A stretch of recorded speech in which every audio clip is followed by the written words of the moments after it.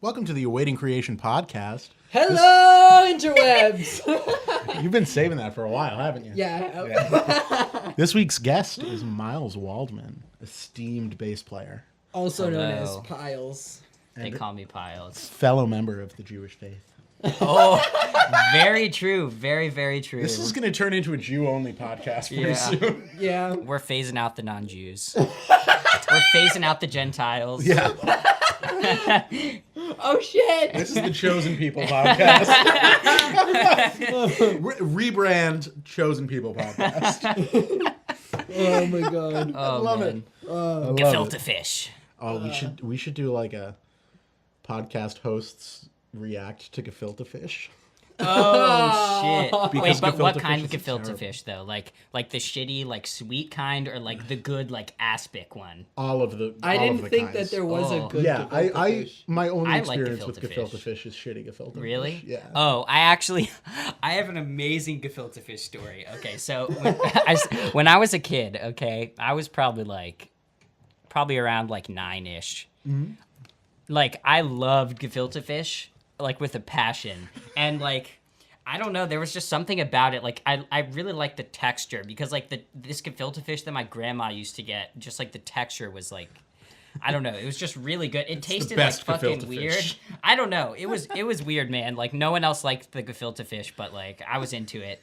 And so I was like, at my grandparents' house for, like, some fucking Jewish holiday. Yom Who Kippur, knows? Yeah, Rosh one of those, Hashanah, one of Passover. those. Yeah, so they bring out the gefilte fish, and I'm just like, I'm really in the mood for this gefilte fish right now. So I was just fucking Said like, no one ever. I No know, one is it was ever me, gefilte fish. dude. Dude, I was slamming this gefilte fish. Like, I kid you not, okay? Like, I had multiple pieces, like whole pieces of this gefilte fish. And afterwards I was like, man, you know what I could really go for right now?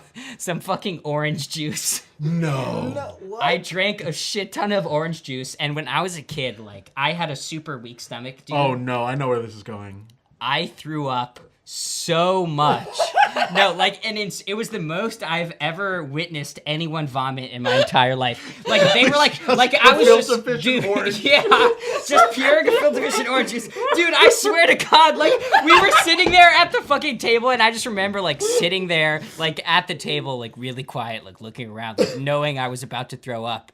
And then I just, like, looked down at my soup bowl and, like, threw up into it, and everyone was like, oh, Did you throw up in the matzo ball soup? No, it wasn't like the communal pot, like, thank God. It was just But it like was my your bowl. bowl of It was matzo my ball bowl, soup. which is almost as bad. Yeah. Dude, Almost everyone as goes bad. Matzo ball through that. soup is the greatest Yeah, thing. I know. And Everyone goes through that pre-throw up thing Yeah. where you're just Yeah. like, I'm gonna throw up. How can I prepare for this? Yeah, and dude, I had no idea. Aim for the matzo balls. Yeah, so I just like grabbed the closest vessel that I could and just Something. threw up in it, and I like didn't stop throwing up. Like people, like there were like these big serving dishes, like they were clearing off the serving dishes and giving it. Oh, sorry, giving them to me to throw up in. And there was I swear to God. Okay, so there was like an assembly line of people. There was like they had opened one of the windows. It was like me throwing up at the end of the table. They would like pass an empty bowl around, give it to me. I would throw up in it. Someone would pass it off to the person next to me, and then they would throw it out the fucking window. I swear to God, dude. It's a scene from a fucking movie. Yeah, dude, it was like a Ford, like an old school Ford assembly line of me just like throwing up into Yeah, this except Jews fucking weren't bowl. allowed in the Ford factory. Exactly. Oh my God, dude. Wow. Okay. All right, welcome to Gefilte the fish Awaiting stories. Creation podcast. Got built. Holy shit. Oh my God. Man. Hello, Vanessa and Ben. Vanessa, hello. Ben, hello. Oh, hello, everybody. Hello, everybody. So Miles, what have you been up to lately, man? I've been like practicing a fair amount. I'm getting involved in like a bunch of like recordings and stuff this semester, which I didn't do. Like last semester I was playing in more like bands and stuff. Yeah. But this semester I've been doing like a fair amount of recordings. So I recently did a recording with Vanessa. Vanessa is Hey, here. Vanessa. Hello, Vanessa. Love you too. Yeah, I did that. That was really fun. It was super late at night though, but like That's part of it. Those are you the know? best sessions. Yeah, that's part of it. I've been doing some other recordings. I'm playing in Claudia Gruber's recital, which is going to be Nice. pretty fun. I'm not exactly sure when it is, but I think it's like a month or two out. That's going to be super dope. There's some banging tunes. Yeah. And yeah, I don't know. Wait, did we shit, clarify that you play bass? Oh, did we? I don't know. I don't Miles plays remember. bass. Well, He's he awesome. plays bass. I play bass. Great It's- bass. He's It's gonna a fun play on my time. record because Yes. he's the greatest man in the world. He's gonna play on Hell my yeah. record. Hell yeah, I'm looking forward to it. When is that, like, when are we starting that, by the way?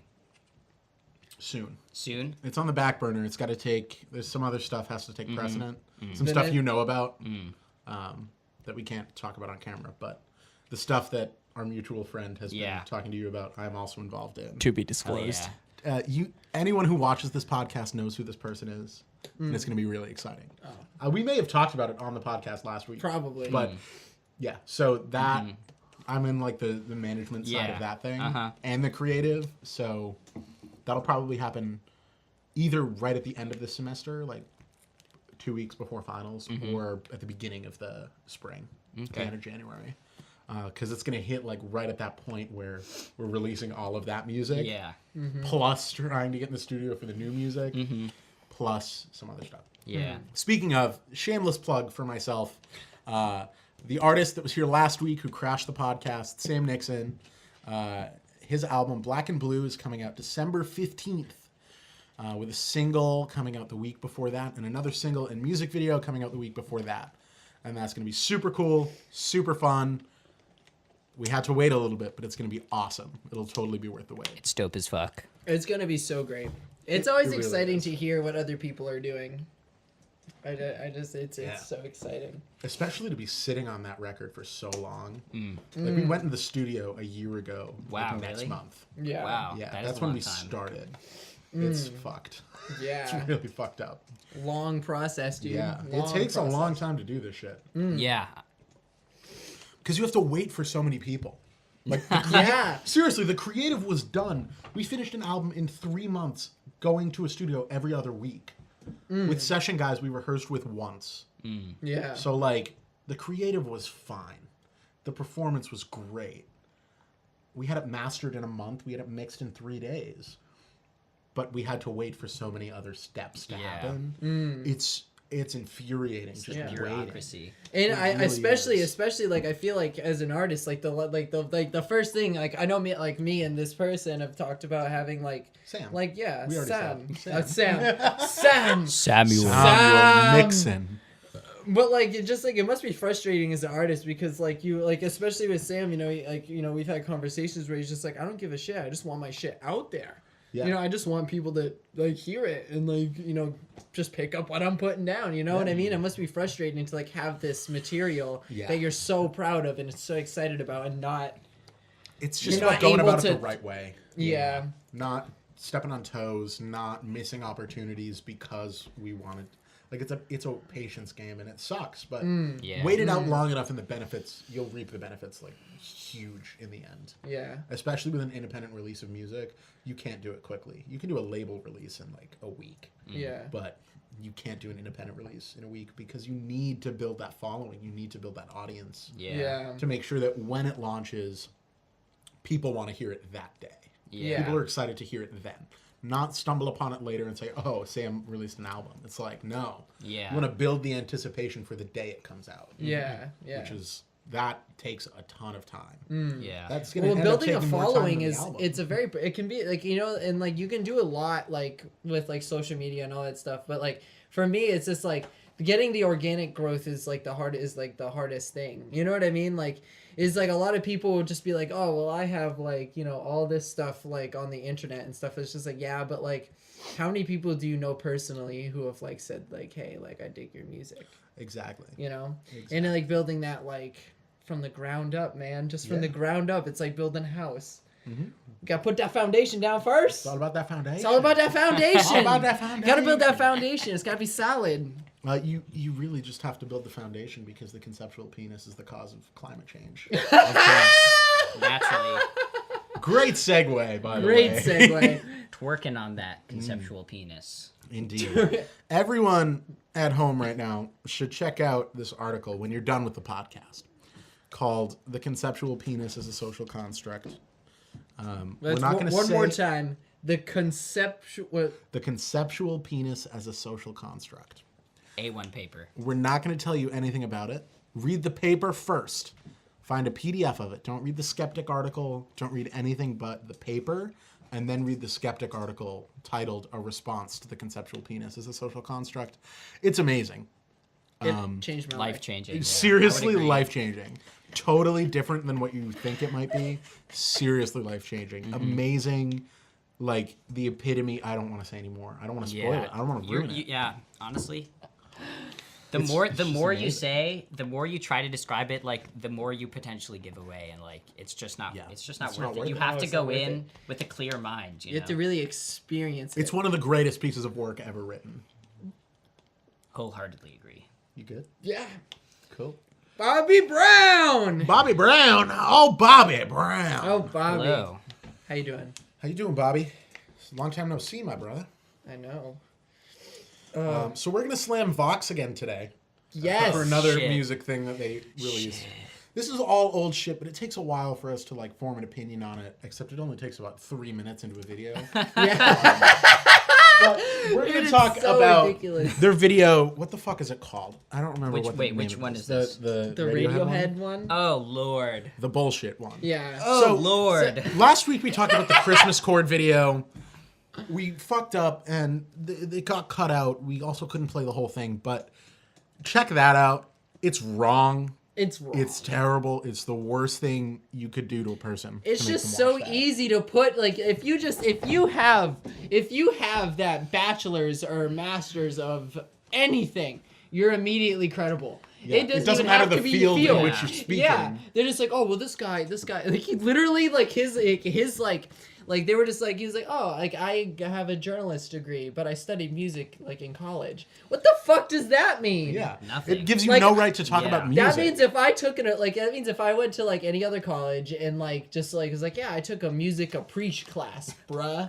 So I know. I took a music and culture class, man. Like, let me break down Schoenberg for you right now. Yeah, What? Like, fuck it's just off. it's a Yeah. little more complicated. Than Yeah, that. a little bit. It takes a couple years of a little bit of Yeah. work to like. Not that it's get a not that it's base like understanding not of that it's music. incredibly hard to like really like just like No. understand. Not It's at just all. like people aren't taking the time. It just takes a marginal amount of effort, but it's evidently clear when people Yeah. don't do that. Yeah. Yeah. And these are the People don't put in people that effort. and these are the people in academia Yeah. that are like Ooh. spreading what is supposed to be the Guys, actual there's a new knowledge. one that I haven't watched There's yet. a new one. Oh shit. Why more- more pop songs should end with a fade out. Oh, this has got to be good. Wait, Is it- why is it- why is that something that they're arguing? I Yeah. don't know. A How lot the can be said about Rihanna and Drake's hit song "Work." It completely owned the charts in 2016. Its dance hall beat and endless repetition were the ultimate example of where the sound of pop was going. It did everything most top 40s hits were doing, except for one thing. It faded out. Wait, so that's the thesis? Yeah. yeah, right? That's the shittiest thesis I've ever heard. No, What? the song worked. No pun intended. The song worked because it was a catchy fucking song. Yeah. yeah. Songs hit the charts because they're catchy and they're- people like to yeah. listen to them. That's it. Yeah. If the people dig it, then they're gonna dig it. And they're written by old Jewish dudes Yeah, in some building in exactly. LA and who think they know something about popular culture because they do. And that's it. It's old Jewish dudes in suits, some of them with the last name Hammerstein, and it's fine. Like, that's pop music, guys. Also, there's this really good article that I read recently that I cannot remember the name of. God damn it, Unfortunately, Miles. I'm so sorry, but it was talking about stuff like that, about how like there's like it's like these 4 dudes in like Scandinavia who like write all of like it's like these 4 Swedish dudes who like write all like American pop music, and they Just just like Woody like Allen. yeah, they just like control like they just like control everything that like Yeah. that the American like mainstream like consumes like musically. Let's look at the It's charts right ridiculous. now. That's so it's so weird to think It's about. for like Swedish dudes. Like Let's look at the iTunes pop charts right now and see how many artists write their own songs. Because I'm gonna know. oh, Actually, let's I- get some guesses. I'm how, actually- what yeah, percent? let's Are we doing guess. percents or like? No, let's No. guess. Let's Top guess. 10. I say 3 of them write their own songs. I could be wrong. Let's. I'm gonna do be this. optimistic.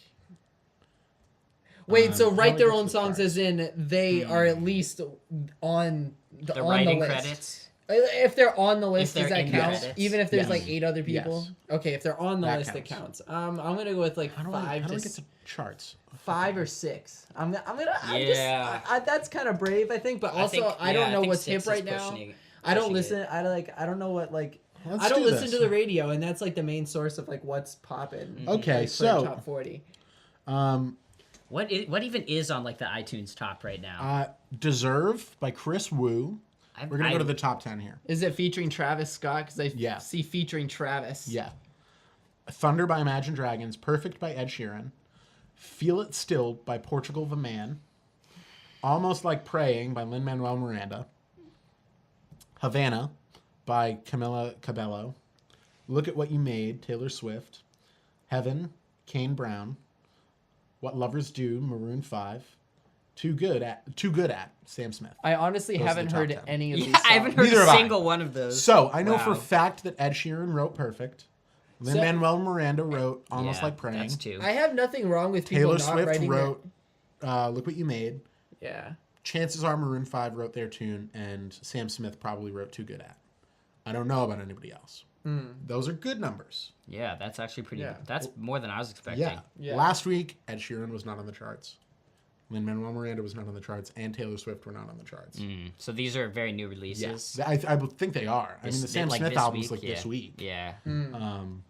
So I'm not going to make a statement as to who doesn't write their own songs, but I know for sure 4 of them do. Yeah. So there's a chance that 60% don't. Yeah. Well, like I don't know, like I kind of like don't have like an inherent problem with like other people like writing to pitch for like stuff for other artists. No. Because like Not there at are all. like there are some artists they're like the amount of artists that like can perform really well but can't write really Yeah. well. There's a Yeah. lot of people that are like that. There's a lot of people like me who just like kind of like would like to perform but know that there's not like No, yeah. I'm not saying it's a Yeah. bad thing. The career of a songwriter is like one of the most important careers in the industry. Yeah. But the fact that the control of the culture is in the hands of those songwriters Yeah. is where things get Then tricky. it becomes a problem. Yeah. In my and when opinion, it's yeah. old white dudes sitting somewhere writing tunes for Rihanna, Yeah. it can become a problem, Yeah. you know? Yeah. Because pop music in particular, shifts culture. Yeah. Yeah, it does. And it's a monopoly on culture. It's one of the most like culturally important like manifestations we have. Like I'd say besides food, like Yeah. music is probably the second one to me. Music, then movies and TV. Yeah. That's it. And then late shows. I love late night talk And then shows. late shows. Late night shows. I used to watch a lot of those late shows, and then I got to a point where I realized like they kind of all just like bitch about the same shit, just like Yeah. in That's why I different watch ways. one. I won't watch 2 from the same night. Like, Yeah. I love Stephen Colbert. Oh, he's I love so Conan. funny. Yeah, he's pretty good. I don't love Jimmy Kimmel or Jimmy Fallon. I don't love their style. But I love Conan. And What I do you love do? But like, Stephen Colbert. it's also like comedic news is kind of like a funny thing to me. It's so in. Oh, it's Yeah. so So in. great. Trevor Noah at the Daily Show. So Oh, in. John Oliver. John John Oliver's Oliver. my favorite. John Oliver's Oliver. funny. I like Trevor Noah too. Like he's really good. I was never into the Daily Show until after Jon Stewart and John Oliver left. So I really like Jon I Stewart, learned the too. style from John Oliver, and then I realized, wait a minute, Jon Stewart taught him how to do his thing, and taught Stephen Colbert how to do his thing, and taught Trevor Noah. That's why they're all so great. Yeah. Jon Stewart came back on the Late Show last week for some bit. Yeah. Oh, it was about Trump said that there's not equal representation in the media of what he does. So Stephen Colbert shit on Trump, and then the whole bit was like Jon Stewart was like trying to find the positive parts of what Trump does. Yeah. He couldn't find anything. he's like, you're not a murderer. Congratulations. Yeah. Maybe you're not a rapist. Yeah. Wow. And then eventually he was Yo. like, I can't do this anymore. That's all I got. Eminem released a freestyle recently I heard about this of him in a actually. parking garage. It Yeah. was like literally just That him was in a, ridiculous. and it was heated as fuck. Yeah, that was great. And I was like, I dig that shit, dude. Just like that pure raw form of just like actually my buddy Ben showed it to me last night. Yeah, no, it's just like, Ben's still watching. oh yeah, it's just like it's so nice to just see other artists that kind of like use their platform as a way to speak their mind. Yeah. Like you know what I mean? Like Eminem, like he has like so many fans. It's actually fucking like crazy. So it's like using that platform not to just like sit there and just push out more content. You know what I mean? Like to actually take the time and be like, this is what I believe as a person. Yeah. You know what I mean? Saying something. Yeah. That's what matters. At That's one what point in the art's for. video, he literally like rhymed at his fans and was just like, I'm drawing a line in the sand, like basically saying like, if you support him, then like, fuck you. Like, I don't want you as a fan then. Yeah, I And I was struggle like, with stuff like that whoa. sometimes. Huh? I struggle with stuff like that sometimes. Like, Yeah. Yeah. do you have a right as an artist to say, well, if you believe this one thing different than me, then fuck you. Stop being. I part of mean, this. yeah, at the end of the day, I think like you're allowed to say whatever you want, you know? Yeah. But like, and those people are allowed to disagree with you, you Right. know? Like it's so interesting to me like how like different sides like view like politics differently, you know? Yeah. Because like especially I was talking with Adam about this like a few days ago, I think, but especially with like this like social media like quick headline like Twitter type news that like especially the younger generation lives in, like Yeah. these two sides with unfortunately like America is very much it's a polarized. two-sided polarized society politically where Yeah. like you're either for or you're against and there's no gray area, and if you do have a gray area like position, you're like You're fucked. By you're both fucked. sides. Yeah, it's impossible to Yeah. like to It was have a balanced position. The death penalty UN vote that they just took about the bill. The focus of the bill, or it was, the proposed focus, was that it was talking about the death penalty not being a viable option for homosexuals. Like, don't execute gay people. The U.S. voted against that because there was language in the bill that said, if you agree to this, you may also be asked to abolish the death penalty altogether. So the headlines all read, the U.S. votes to defend the right to execute gay people. Yeah. But nobody's reading in between the lines here saying, no, this was a tactic to try to abolish the death penalty altogether. Yeah. Which the U.S. is not down for. Yeah. And the whole point was to marginalize the United States in the world view Yeah. to say, oh, well, the U.S. hates gay people. Yeah. Not the case. Yeah. That's not why they disagreed, why they voted against the passing of that bill. Yeah, but also like people like just see that and they don't, and I'm guilty of this too. I think everyone, especially like younger adults growing up in this like era are especially susceptible to it, where you just read the headline, you read maybe the first paragraph, and then you're like whatever, and then you like don't look through it, you don't look like read, like I feel like people nowadays don't read the news like critically anymore. they Yeah. Which yeah. is definitely a problem, you know? Well, it stems kind of from the news with really clickbaity headlines. Oh, I mean, Like, here's that's- the New York I definitely Times. Agree. The only the source of news that I trust the most. Let's look at these headlines. Trump allows for cheaper regulated health plans. Okay, not super polarizing. The Bronx quiet, brutal war with opioids. That's kind of clickbait. That's pretty Yeah. clickbaity. Yeah. California death toll rises to 29 as blazes outrace firefighters. Super relevant.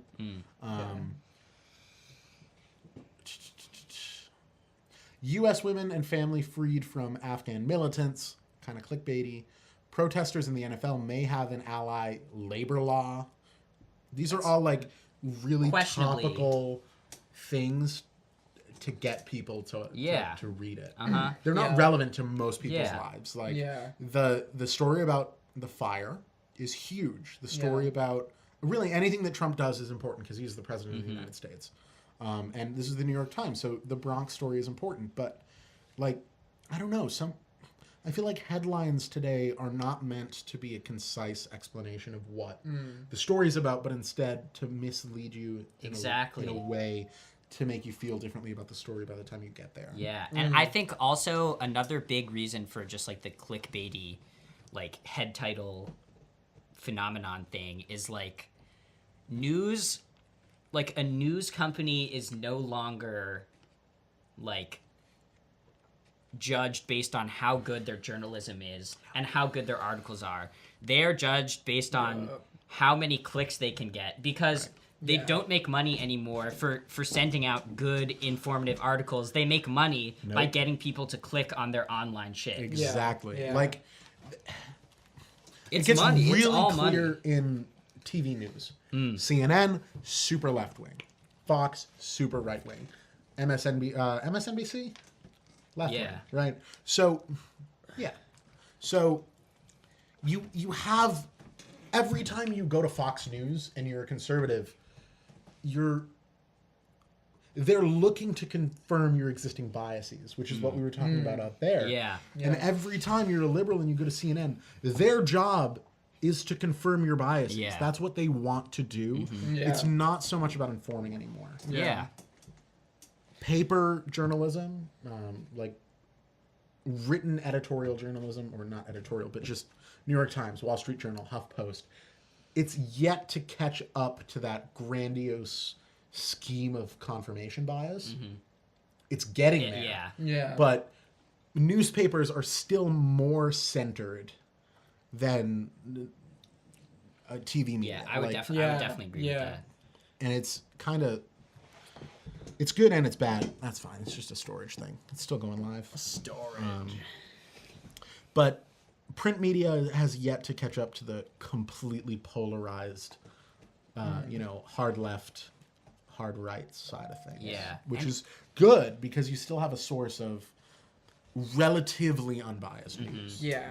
And You're like never going to get there, though. Yeah. Not And like anymore. it's really unfortunate because unfortunately, and like this is just what I think, in that like when you read news and stuff like that, like you have to separate yourself from it. Yeah. You have to separate yourself and what you believe from what you read, so that you can read it in a critical way, so that you can look at this and say, that doesn't seem quite right. Like this clickbaity headline: "White nationalism is destroying the West." What the? By the New York Times. This is an op-ed. That's ridiculous. On the New York Times. The New York Times posted that. Yeah, they allowed. That's the most race baiting, like clickbait. It is an bullshit. op-ed, so it was submitted. It's an opinion piece submitted by outside the New York Times, but they approved it. Yeah, Yeah, it's yeah. on their website. Like it's a Yeah. byproduct of like it's a representation of what they think should be out there. Yeah. Next to sexual coercion in the workplace about Harvey Weinstein, and why we ended long-term solidarity confinement in Colorado. Like, next to legitimate news stories, there's an op-ed piece about why white nationalism is destroying the West, which maybe there are some really valid points here. I'm not going to make a statement on whether it is or whether it isn't. I just think But it's when so opinion fucked is up to presented- capitalize Yeah. on just like human beings, like you know what I mean? Yeah. Like using shit that, like, negative shit that's happening in the world to capitalize and make money is just kind of like. And also, you shouldn't present opinion directly next to fact without a big enough distinction. Yeah. Like, when people watch us do this podcast, this is opinion. Yeah. This is not yeah. fact. Take everything we say with a grain of salt. Legit. Please, Like, we can tell question you everything. that the Christmas chord is 2 minor 7 flat 5, and we're wrong. We're lying to you. Everything we do here is based off of our experiences and Yeah. our opinion and the knowledge that we have. We are experts in a field. That field is music. We don't know everything about music. Stuff we say could be wrong. We can only speak on the experiences that we've had. Yeah. It's like, if you want to go from a sharp 4 diminished chord to a 1 chord, I'm going to tell you that probably isn't going to sound good. Maybe you make it work. Yeah. But it's just experience. But when you go to the New York Times and there's an op-ed presented directly next to a legitimate news story. There's an expectation there with the New York Times. Yeah. And people don't really know what op-ed means anymore.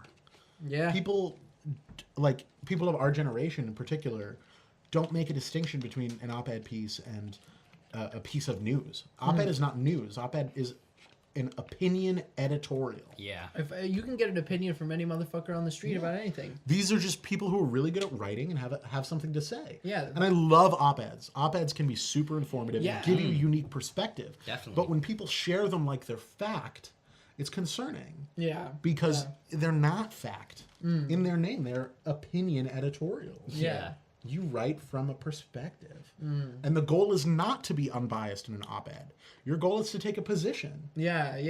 In reporting, your goal is to present facts, not to present an opinion. Yeah. And on TV, when Sean Hannity is talking about, whatever the fuck's going on, it's an opinion laced with fact. Laced with a little bit of factual information. But it's like an erroneous argument. It's tough. It is tough. How did we get here? I'm not I don't exactly know. sure. We were honestly. talking Dude. about the Christmas chord and fucking Yeah. why pop music needs to fade out. Yeah. Something else that that this conversation made me think of is just that like the difference between the difference between being confident and arrogant. You know what I mean? Because like you said, like people write on their I feel opinion pieces. Like you write on your experience. Yeah. But it's also you like as like a person and a human in the world, like you have to be able to recognize that you're gonna be wrong sometimes. And the difference between confidence and arrogance, like to have confidence is to be confident in the things that you do know, but willing and humble enough to say when you don't know something and to learn it properly. Exactly. And be like, oh, okay, I was wrong, or this is like, oh, I learned about this like reputably, like I learned about it. And like it's like some people like they hold on to the what's the word I'm looking for? Like they hold on to themselves so hard, they hold themselves in such high regard that there's Their like ego. there's no way there's no way that like I can be wrong. So it's like like the confidence is there, but like they lack the humbleness to like ask the question and be like, hey, like It's arrogance. I'm wrong. Yeah. Yeah, exactly. Confidence That's is the based line. off of fact. Yeah. Confidence is based off of at least reasonable experience. Yeah, that of like people like respecting what you do. Yeah. And arrogance is a lack of that experience of people respecting what you do. And you have nothing. If you have nothing to show for an ego, then fuck you. Also, even if you have something to show for an ego and you have a big ego, fuck you. Yeah. Who's Josh? Josh Chu. Josh Chu. Talk about double standards. Ooh. In what What context, what Josh? context, yeah. Well, the first thing I think of when I think of double standards, at least in my experience, is being told my entire fucking life, Adam, grow up and be a man. Just be a man. What does that mean? What does that mean? What does that mean? Why is it like expected of me to be this? Like Yeah. be Yeah. a Like what does man. that even entail? Yeah. This yeah. made me think of this video. And we're going to cut this out of the podcast because it's copyrighted. Do but what you can't. this is awesome. This is amazing. What you can't. I love that. Yeah. Do what you can't. Do what you can't. That's like such a great thing to say. Yeah, I love that. Because it is so much. true. Like a lot of people just like you can't do this, like you can't do that. It's just like, well, if you try hard enough, you can probably find a way to do it. Like there's a way to make things happen for yourself, It just depends on how bad do you want to do it? Yeah. How bad do you want to do it? That's it. Yeah. Yeah, so for those of you still listening, we just watched the video by Casey Neistat, Do What You Can't. You should check it out. We can't show it on the podcast, but you should check it out. Really good, really inspiring video. Yeah. It's a nice video. Well, it's like because at least for me, I wasn't like the model kid like growing up like in like certain aspects of my life, and once you're branded something like that, there's like it's almost like the expectations on you in your life just like drop, and like people are just like, oh well, he he could have done that, he could have done that, and it's just like, well, why can't people still, and what just do it, Success is not based on how you are as a kid. No, and First it's of all. not. And it's also not based on any set of criteria. Except for this. You fucking work hard. That's it. Yeah. If you work hard enough at something, you're going to get good enough to be great. Yeah. You work hard. If you're not gifted at anything, work hard enough and you'll make it at something. Mm-hmm. You know, Yeah. I was reading an article, I think it was like this time last year, about a kid who was a stock trader at like 14, right? And he was sitting in class, and he was on his phone. trading stocks. Yeah, and he was on his phone. And his teacher was like, "You can't use your phone right now." She's like, Excuse "I'm going to me. take it." And he said, "I'm about to make $3.5 million right now. You're not taking my phone." And she said, "If you don't want to give up your phone, you can leave." And he said, "Okay, I stay here and lose $3.5 million, or I leave and make $3.5 million. I'm going to make the $1 million. Like, fuck you." That's a smart 14-year-old Yeah. kid. And he was disciplined in school. Because that's the system. Yeah. It says it's not fluid. It's No. you don't do exactly what we tell you to do. You're going to be disciplined for that. Yeah. Fuck that system. What's the difference between the thing is like people are just like, no, it's fine, like that's okay, and it's like, what's the difference between that and someone saying like, oh, you can't be this way because that's not what we think you should be. Like if you say it like that, people are like, whoa, that's not right, and I'm just like, that's our school system. Yeah. I'm confused why public schools do not mention starting a business. That's such a good point. Yeah. You are so unprepared to We start are in a business. America. Good Like point. literally, the American dream is to start your own business. Yeah. Like that's And it's- like the big it's really thing. profitable. And also, like, the home, I think it's such a big problem that, like, the home ec thing has been cut out of the public school system. Like, Oh, learning yeah. how to do taxes, like, learning how to, like, fucking fill out, like, government forms, Yeah. like, Yeah. learning how to fucking, like, clean your house and, like, Yeah. just do stuff that, like, Matters. adults do and, Yeah. like, have to learn. Like, I don't care about calculus. I'm never going to use calculus in my life, Yeah. ever. But you need to know how to balance a checkbook. Every single person in America needs to know how a credit card works. Yeah. Do you know Yeah. how many kids are afraid of credit cards? So many. I'm afraid of credit cards. I Chris. have like 10 credit cards. And I use them all the time. Almost everything I spend is on a credit card. You know Yeah, how much same. money I pay to use a credit card? $0. I get paid to use a credit card. Because you leverage your credit card right, and you're going to get more rewards than you either pay in an annual fee. You pay it when it's due. Yeah. Yeah. You spend it like it's cash. You don't spend it like it's free money. Yeah, and you're exactly, fine. yeah. But nobody Yeah. tells you that. Yeah, Yeah. no one tells You're you. If you like spend it- foreboding if to you- talk Yeah. about credit Yeah. cards. Uh-huh. Yeah, if you spend responsibly, like, you know, it's really not like an unmanageable Yeah. thing. Yeah. I mean, like, you get a credit card, just use it for coffee. Yeah. Or even Like when you get coffee, just you only use it for coffee and then pay it off. or like you get just your credit. don't spend what you don't have. Exactly. Yeah, Exactly. Use it like a debit card. It's not even like, well, you have to spend small or you have to be responsible with the spending. Like, Yeah. You just don't spend what you don't have. Yeah, and it's you're so fine. simple. Yeah, It's so simple. it really is. And then you'll have great credit. And when you need credit for something to start a business, to buy that new car, you know, which I think kind of buying a car on a car payment is even risky sometimes. But shit hits the fan. You need to take out a loan because you just got an offer to buy a company that's going to make you a 200% profit in a month. Then you can go to the bank. Like, I have good enough credit to go into a bank and say, I need $100,000 to go buy this company, and it's going to pay off in 3 weeks. And then they'll give me that. But if you don't have any credit at all, they're not going to give you anything. And if you have bad credit, you're blacklisted. And credit is like so simple and easy to build. Like Yeah. it's so easy. You just exactly like what you were saying. You just like spend money that you have but put it on a credit card. Right. It's Yeah. like Right. And like the only reason I know that is because of my parents. exactly. My That's it. parents too. Like I have a checkbook here. I was at the bank talking to my business account manager. And I was like, yeah, so I'm working on this thing and we're trying to figure out a way to accept checks, or whatever. And she's like, so what's your audience? And I was like, millennials. And she was like, most of them don't have checkbooks, right? I was like, what the fuck are you talking about, Kimberly? I was like, most of the people under 30 years old that come into this bank don't have checkbooks, personal or business.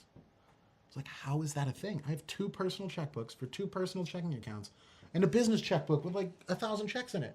How do people not have a checkbook anymore? I didn't get a checkbook until my you needed rent a was checkbook. due in 2 weeks. Right. I was like, oh shit, I need a checkbook to write a check. Exactly. Yeah. Like, even if you never write a check, a booklet like this, right? I think I have them here. Yeah. A booklet like this, which has like 500 checks in it. Costs like $30. Yeah, dude, it cost same. What? It was like 20. It was like 25, 30 My bucks. pack of business checks, which are fucking massive checks, like these checks are huge. Like It's what? like what? $50. Yeah. And it came with a free binder. Shit, dude. It was a fucking steal. It was a steal. Checksinthemail.com. Sponsor us, please. But yeah, it's like, how are we not trained as productive people? What happens if you lose your job? Yeah. What happens then? Are you just going to go find another job? What happens if you hate your job? Yeah. You want to get out. And the guy who worked in the fucking cubicle next to you left 6 months ago, and now he runs a $2 million company. Yeah. How are you going to feel about that when he had the skills because his dad owned a business, or he just fucking figured it out and lost a lot of money and time in the process, but held it to the end? Yeah. And you have none of those skills. Yeah. That sucks. Yeah. Yeah. Like, in talking to Berkeley students, I'm astounded at how many people are like, wow, you know so much about business. I know nothing about business. I know, dude. It's the same. Coming up from like my grandfather owns tons of businesses and like has like built and sold businesses, and my mom owns like a business, and like I talk to my mom. She runs and owns a business and has run one for 7 years, and I'm like, wow, Mom, you know so much about business, and she just looks at me and she's like, I know nothing about business. I have no idea what I'm doing. Yeah, that's my dad. My dad's been running his business for 55 years. Amazing. He's never worked for another person in his life. He took over his dad's company when he was 15 years old, ran the whole thing.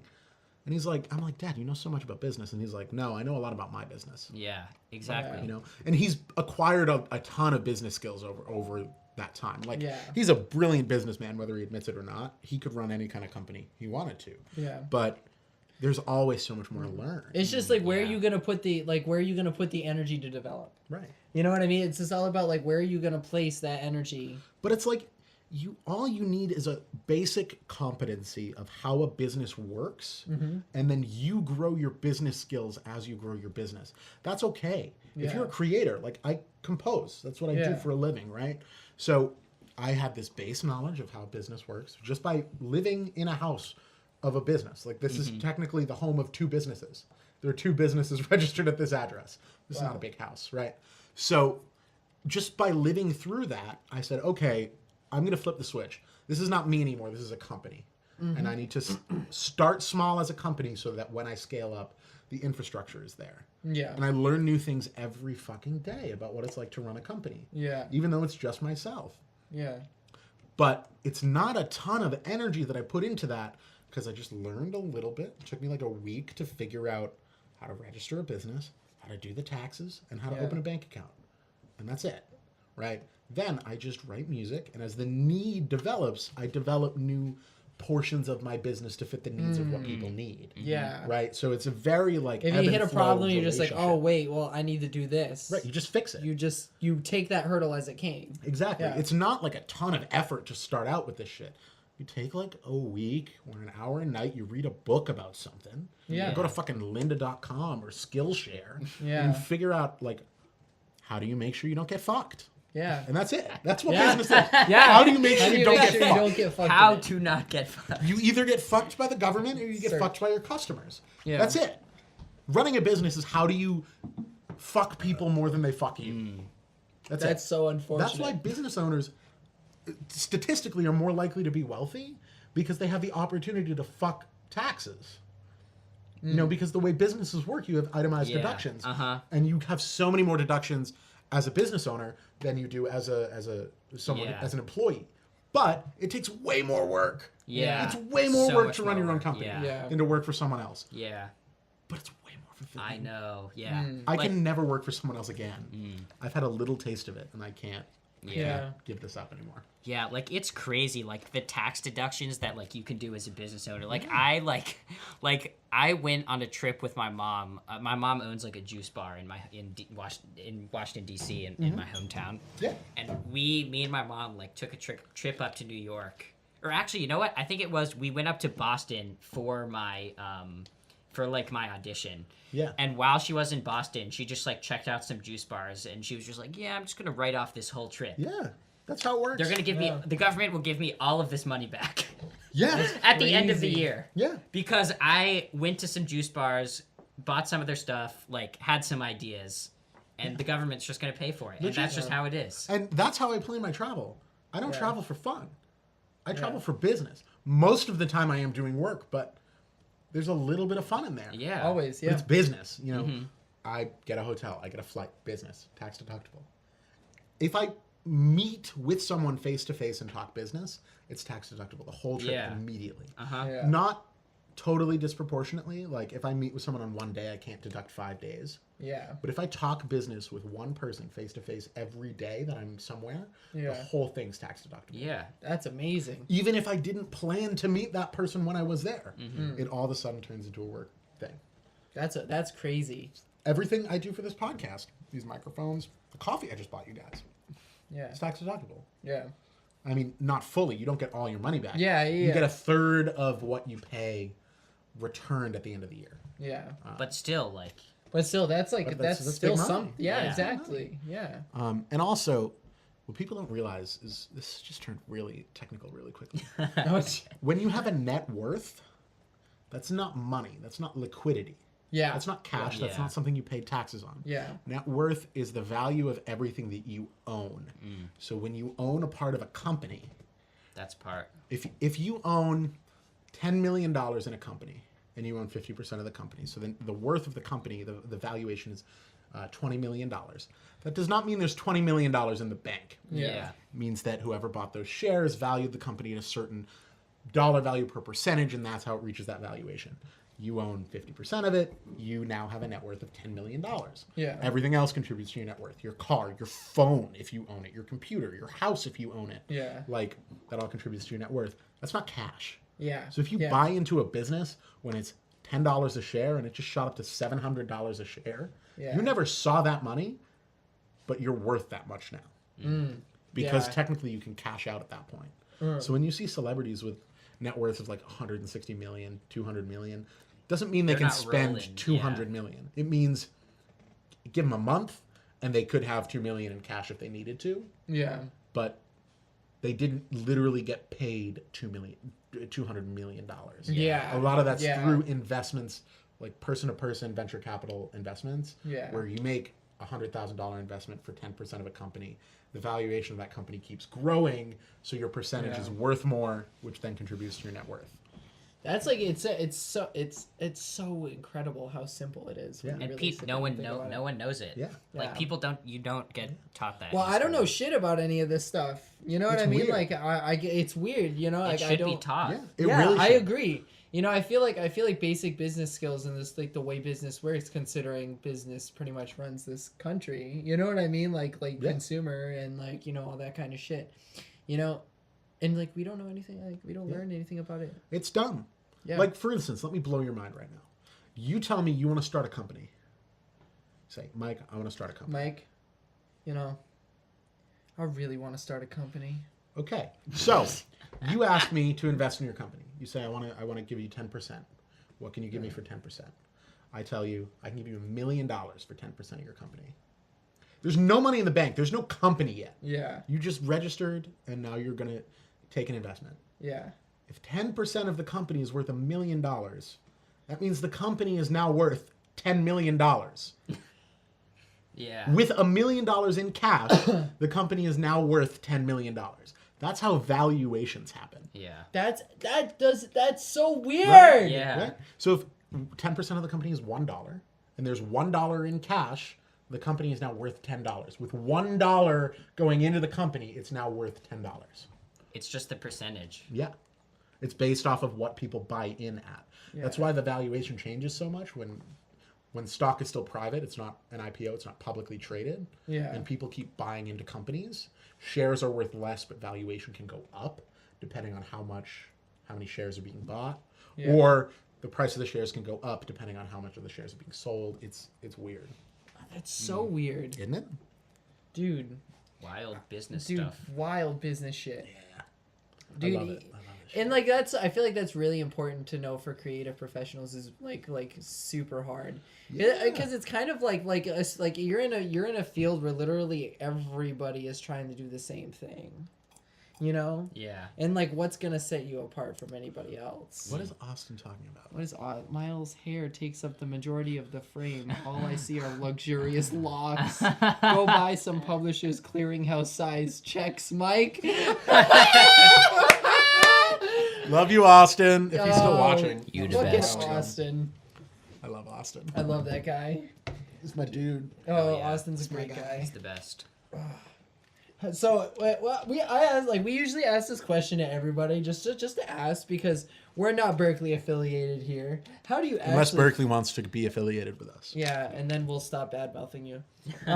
What do you actually? How do you actually feel about Berkeley in your experience so far at Berkeley? Like, give it like an honest opinion. That's a very good question. I think academically, it's definitely like for the music things. Okay, I would say honestly, it depends. It depends on who your teacher is. It depends on who you are as a person. Overall. And overall. Your experience overall in the last 3 semesters. You're a third semester. Yeah, right? third semester. I'd say overall, it's definitely been positive. But I think it's like, it hasn't been positive specifically because of things that Berkeley does. It's more the space that Berkeley creates. Right. And Yeah. like, because as I was getting at like earlier, like, especially, I found this especially with like, the gen ed classes, like, I thought you were going to say gender studies. no, the gen ed classes like are so incredibly dependent on who you get as a teacher, and like it's just Like the core music stuff?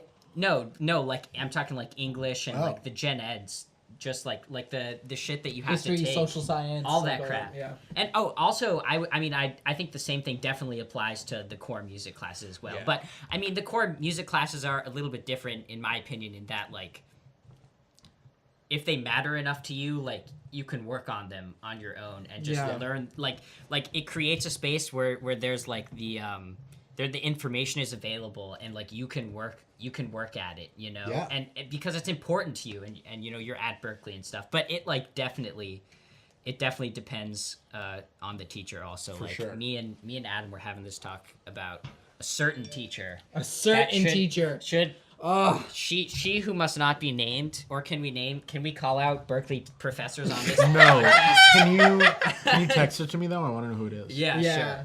sure. Yeah, we'll talk about it later, but Write it down because I want to know. But oh yeah. don't say her name out loud. just but- like all I'm gonna say is she's the worst. Yeah, no, I think so far, like she's like the hardest. They're the most difficult teacher I've had. Oh yeah, we talked about her. Yes, we did. I dropped her had- class. Which class? Tonal. Oh, Yeah. I dropped it last I semester. have her for and took ear it again. training. Ear training Yeah, right now. yeah. And the thing is It you know makes what's me- funny is like oh, I feel like oh. I read. You know what's funny is like so I wanted to know more about her. You know what I mean? Because I was just like you you know like. No, you listen, don't. no, listen. People who teach like you only know them as a teacher, and like some people are grumpy as a teacher, and like that's cool, and like that sucks, and you're kind of an ass, but like it's all right, whatever. But like as a person, like I like you know like. Would I go out and have a beer with this person, or would I go out and like if I met this person in a that's a good different point. situation, like I would probably dig, you know? Yeah. Like I was actually looking at like her bio, like on the school website today, and I was just like, you know, you sound like you're a really cool, down to earth person. Why do you suck in a classroom? See, Yeah. I see her bio and I see what she's done. I don't see who she is. I've had personal conversations with her that put a bad taste in my mouth. Yeah, there's in an the air way of that she treated me and the students around me, and Yes, just like Yeah. I was like, how can this material help me? yeah. Because it's tonal harmony, and I'm a composer. Like, how course. can I start to make these connections, fire Yeah. the synapses more quickly, so that I can start applying this? Because it's the best way I'm going to learn it. Yeah. Yeah. Her response was kind of, well, you just have to learn it. I was like, can I meet you at your office hour?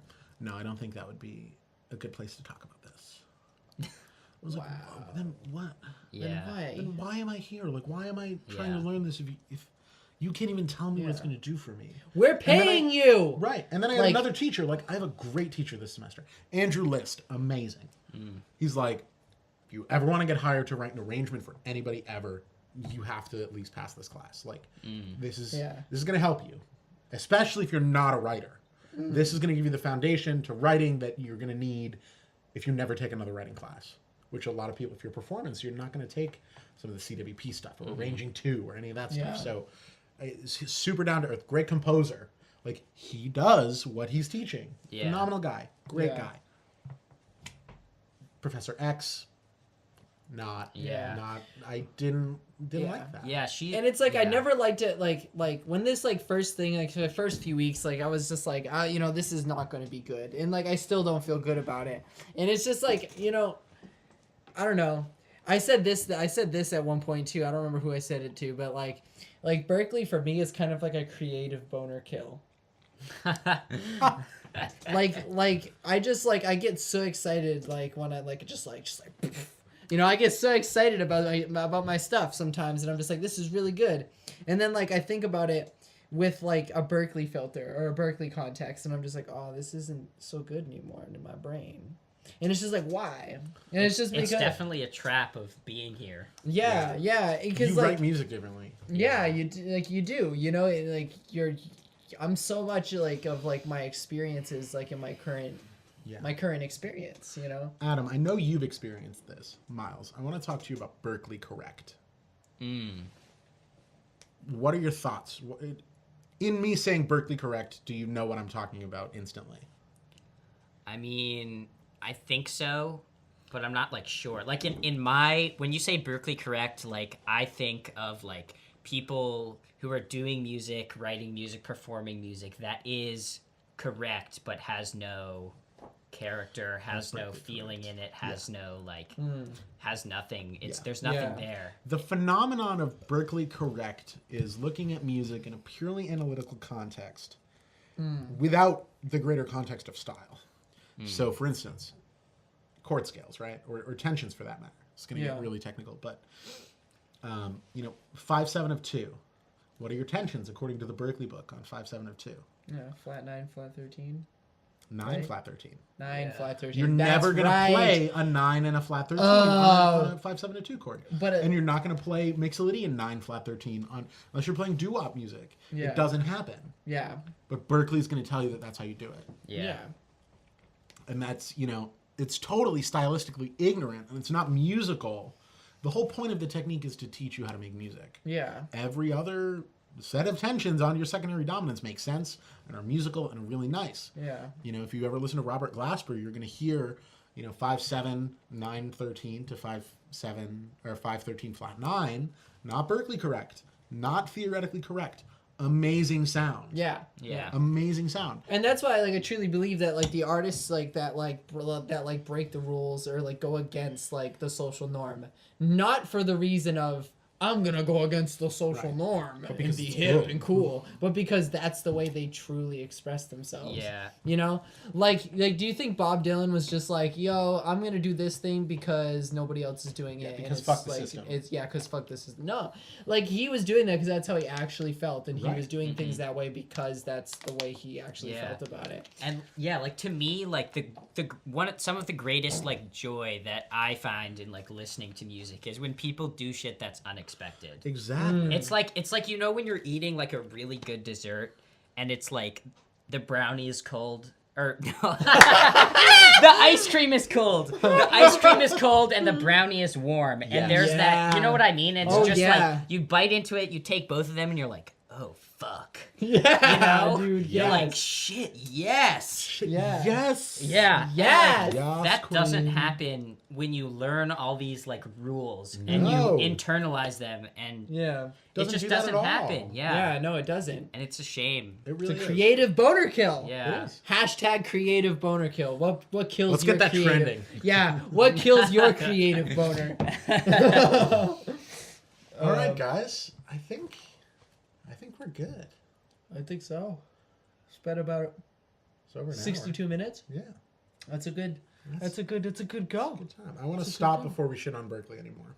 Because honestly, Berkeley College of Music is Oh, no, great Yeah, place. no, it's pretty great awesome. I place. love.